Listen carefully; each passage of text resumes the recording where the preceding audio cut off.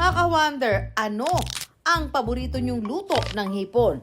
Kung isa kang seafood lover, hindi mo dapat palampasin ang pambato ng Baras Rizal. Dito, ang hipon, walang tapon, mula ulo hanggang katawan, lalantakan. Pati na ang masarap nitong sabaw. Curious na ba kayo sa nakatatakam na pambato ng kanilang probinsya?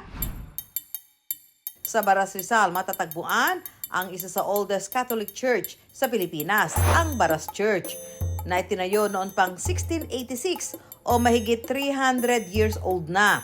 Dito rin nagmula ang isa sa kilalang Filipino martial arts sports na sikaran, kung saan ang ultimate weapon, paalang.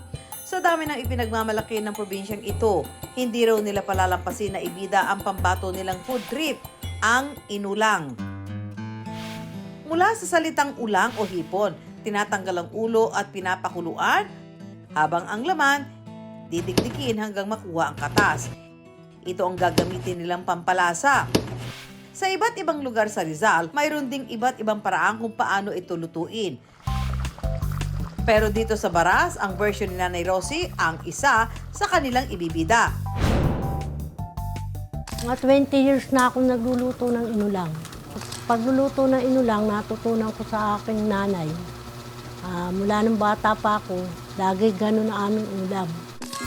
Kaya nung nagkaroon daw ng karinderya si Nanay Rosie noon, inulang ang pangmalakasang ulam na itinitinda niya. Ang mga hipon daw kasi hitik sa kanilang lugar. Lalo't kalapit lang nila ang Laguna Lake na siyang pinagkukunan nito. Dito rin daw kasi nangingisda ang kanyang asawang si Tatay Totoy.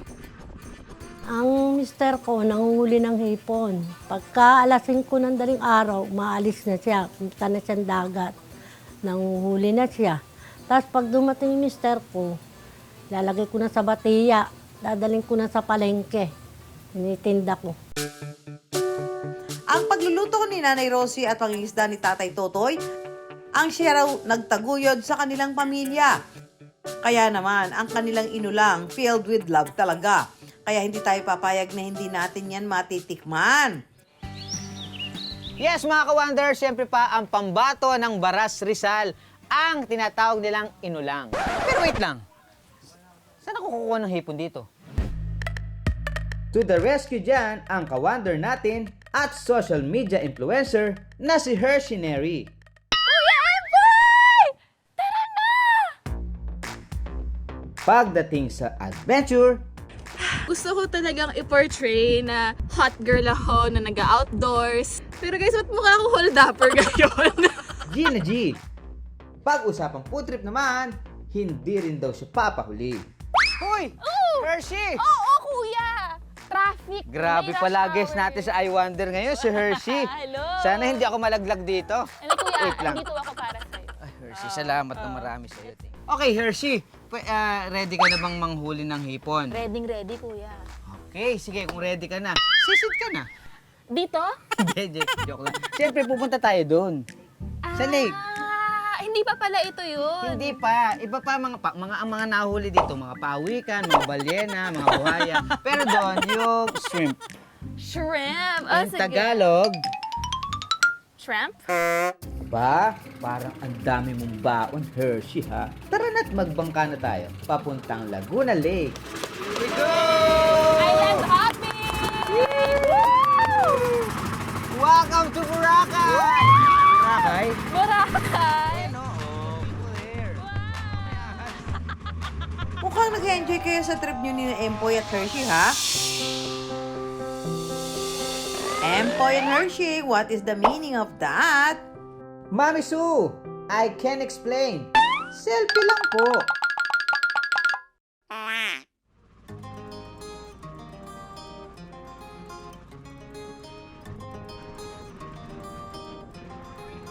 Nang makarating na kami sa Hipon Destination, sumalubong sa amin si Tatay Totoy. Natuturuan tayo kung paano manghuli ng hipon. Tatay Totoy, so ito, ano pong tawag dito? Bubu. Bubu? Hershey, Po. try na natin. Okay. Sige, pasok ka na sa loob. Joke lang, ito naman. Di ako hipon, kuya. Okay, Kaya ngayon natin ang pain. pain. Yo, Ano po yung hopya? niyog. Nyog. Aba, may paing pala dapat ang ano, pagkuha ng ano, di ba? Bakit yung paing kakulay ng contact lens mo?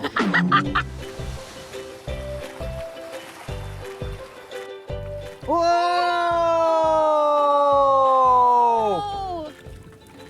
Oh, di ba? Ang ganda! Oh, di ba? Pwede po ba mag-make a wish pag gano'n? Ay, nagwi-wish pa si Hershey, ang tagal na ni Mama Susan dito, hindi nagwi-wish ha. Jowa po na hindi hipon. Tawag mo ang tricycle to. Ito na, ito na! Ay, na-wish mo. Aba naman si Hershey, sinubukang panghawakan yung hipon? Ako nga rin, matry. Akin na lang. Gusto mo, kainin ko ta? Go, kuya! Go, kuya! Yes! Joke lang mga ka-wonder, lulutuin pa yan. Speaking of luto, mukhang nakakarami na tayong huli dyan, Hershey ha? Tara na't dali na natin to kay Nanay Rosie! Mga ka-wonder, magluluto tayo ng ulam. Nanay! Hi, Nay! Ito na po. First step, tuturuan muna tayo ni Nanay sa pagdidikdik ng hipon na siya raw na magpapalasa dito sa inulang. Yan o, didikdikin na ganyan. Kailangan po pinong-pino.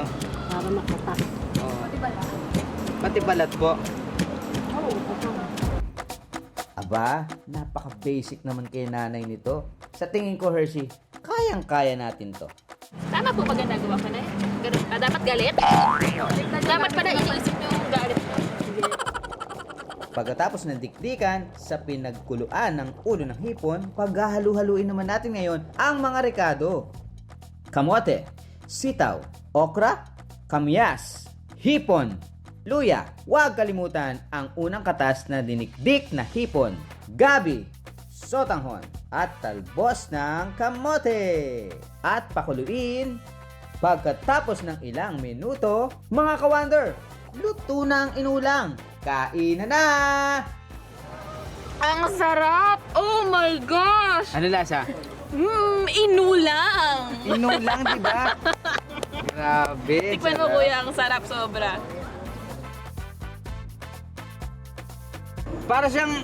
Parang sinigang. Correct. Di ba? Oo. Ang hatol namin ni Hershey sa inulang ng mga taga Baras Rizal, panalo! Salamat sa inulang